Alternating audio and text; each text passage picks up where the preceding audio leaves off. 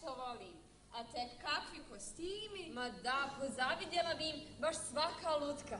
Sjećaš li se koliko smo baš ovdje u vrtiću, koliko smo puta bile mamine princeze, učiteljice, koliko smo puta svoje lutke vodile u šetnju, koliko bi im uspavanki ispjevale. Da, pa ih kupale, preslačile, hranile.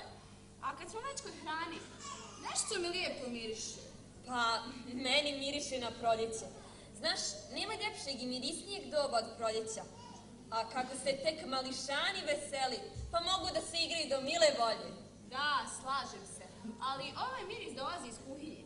Sigurna sam da teta kuharica sprema nešto zdravo i ukusno. Naravno, kako se samo u društvu slatko jelo, kad se sjetim družine, kad smo dijelili užine. Pa dobro, bilo je i manjih problema kad se kupus sprema.